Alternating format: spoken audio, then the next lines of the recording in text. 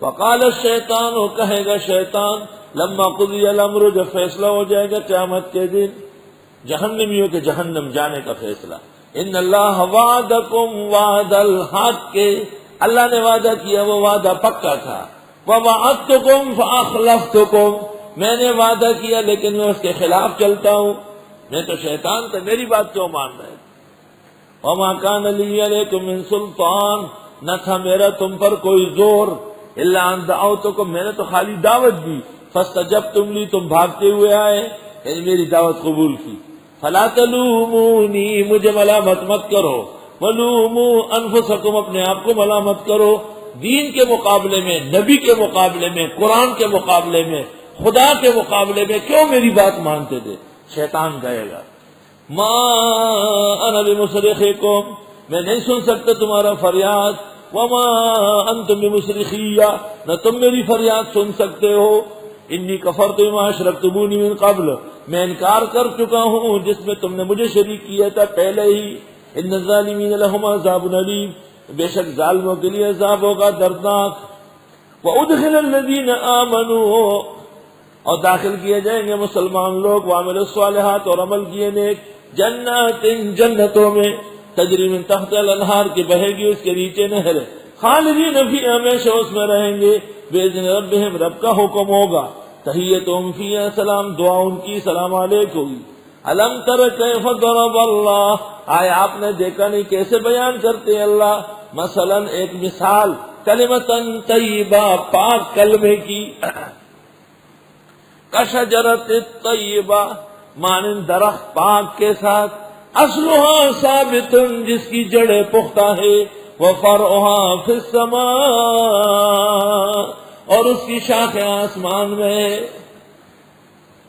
اللہ تعالیٰ ایک پاک کلمے کی مثال پاک درخت کے ساتھ سمجھاتے ہیں، اس درخت کی جڑیں زمین میں گئی ہیں اور شاخیں آسمان سے باتیں کر رہی ہے، تو اتی اکلہا، وہ دیتا ہے اپنا پھل، کل حین، ہر وقت، باذن ربہا، رب کے حکم سے، ویضرب اللہ الامثال للناس، اور بیان فرماتے اللہ مثالیں لوگوں کو، لعلہم یتذکرون، تاکہ یہ لوگ سوچے، نصیحت لے۔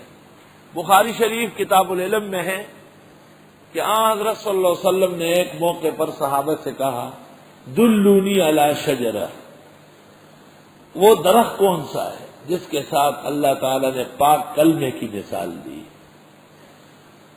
صحابہ کرام درختوں میں چل پڑے، ادھر ادھر، وہ درخت جی وہ درخت۔ عبداللہ بن عمر کم سن تھے، ان کو یاد آیا کہ یہ کھجور کا درخت ہے، سامنے کھڑا ہے، کھجور یہ سامنے کھڑا ہے، کھجور وہ سامنے کھڑا ہے۔ الحمدللہ الحمدللہ، کھجوروں کو کھیڑنے والے بہت آئے، لیکن ہم نے سختی سے منع کیا، جاؤ یہاں سے۔ کھجور کا درخت بھی کوئی کھیڑتا ہے؟ کھجور تو مذہبی ادا ہے مسلمان کی۔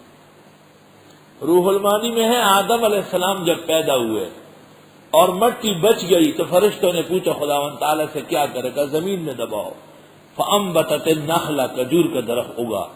آپ نے فرمایا اکرموها امتکم، اس کا اکرام کرو، یہ تمہاری پھوپھی ہے، اور پھوپھی کو کھیڑتے ہو بے ایمانو، پھوپھی چچی کسی کو نہیں چھوڑ گئے۔ ایک انتخاب میں جمعیت العلماء اسلام کا نشان کھجور کا درخت تھا۔ روح اللہ ایک طالب علم تھا ترڈیر میں، وہ بڑی اچھی نظمیں پڑھتا تھا، جوان سالہ مر گیا۔ مفتی محمود صاحب اور غلام غوث دونوں اسٹیج پر بیٹھے تھے اور اس نے بڑے شوق سے پڑھا، کھجور کا درخت کے بارے میں یہ حدیثیں بھی سنائی، اکرموها النخلہ، وہ یہ تمہاری پھوپھی ہے، اکرموها امتکم النخلہ، یہ تو پھوپھی ہے تمہاری، اس کا اکرام کرو، یہ لوگوں اس کو ووٹ دو۔ پپو مجھے پپو یہ اچھا نہیں، پپو مپو نے پیجھے یار چانا مور علی اڑے ناکار اخلاق لگے۔ بہرحال کھجور میں بڑی مناسبت ہے مسلم کے ساتھ، ایک تو مقدس درخت ہے، انبیاء کے ہاتھ سے ہوگا ہے، دوسرا اول سے اخیر تک کارآمد ہے، اس کے گٹھلیوں سے تسبیح بنتی ہے، اس کے پھولوں سے مربع بنتا ہے، اس کے چالیوں سے جھاڑویں بنتی ہے، ان کے درخت سے، ان کے ہر آن ہر گڑی ہے، ہر چیز سے کوئی نہ کوئی کیا کارآمد چیز بنتی ہے۔ جیسے مسلمان اول سے اخیر تک کارآمد ہے، اور جیسے انسان کا سر کٹے تو ختم، کھجور کا سر کٹے تو وہ بھی ختم، اور جیسے انسانوں میں توالد تناسل ہے، کھجور میں بھی نر کھجور کے پھول لگا لیتے ہیں تو کھجوریں بڑی بڑی ہو جاتی ہیں۔ جب کوئی صحابی نہ بتا سکا اور ابن عمر بوجہ کمسنی کے بول نہیں رہے تھے تو حضرت نے بتایا تو یہ تو کھجور کا درخت مراد ہے۔ آیا آپ نے دیکھا نہیں کیسے بیان کرتے اللہ مثال پاک کلمے کی؟ یہ تنشیط اذہان ہے، ساتھیوں کا دل و دماغ تیز کرنے کے لیے۔ کبھی کبھی استاد سوال کر لیتا ہے، حضرت علی جب پہلی مرتبہ کوفہ گئے تو ایک شخص کو پتہ چلا کہ علی بہت بڑے عقل مند ہے، تو وہ آیا گھوڑے پر سوار اور اس کے ساتھ ایک عورت بیٹھی تھی، کہ اس کی ماں اور میری ماں آپس میں ساتھ بہو ہے، یہ میری کیا ہے؟ تو حضرت علی نے فوراً کہا یہ تیری بیٹی ہے، اور کون؟ ایسی عجیب بات ہے۔ امام ابو حنیفہ کے زمانے میں ایک شخص نے کہا مجھے کوئی دنیا کا بیچ بتائے، امام ابو حنیفہ نے کہا آؤ۔ امام ابو حنیفہ نے زمین میں کیل ٹھوکا کا ناپو کہ یہ بیچ ہے یار، وسط دنیا۔ اور ایک آدمی نے کہا کوئی بڑی عقل والا ہو تو بتائے، اور ساتھ اعلان کیا کہ کوفے والا مولوی نہ کہے، اس کو یقین تھا کہ امام ابو حنیفہ مجھے زیر کر دے گا۔ اللہ تعالیٰ نے امت میں سب سے بڑی عقل امام ابو حنیفہ کو عطا فرمائی۔ تو پیغمبر بھی کبھی کبھی صحابہ کی عقل، سوچ، فہم تیز کرنے کے لیے سوال کرتے تھے۔ اس کو عربی میں کہتے ہیں الغاز اور معمات، فارسی میں کہتے ہیں چیستان، اور اردو میں کہتے ہیں پہیلیاں، اب پشت میں کہتے ہیں اڑنا، وہی بیستنوں کو ٹڑئی اور پکے ناشتہ تن ٹڑئی۔ یہ منہ ہے نا، یہ زبان ہے، اس میں بیستنوں کو ٹڑئی اور پکے ناشتہ تن ٹڑئی، اور وڑو کے ہندو گے اور پسرے چاپڑ گے یہاں ملک کے، اور قسم قسم کی باتیں کہی ہیں۔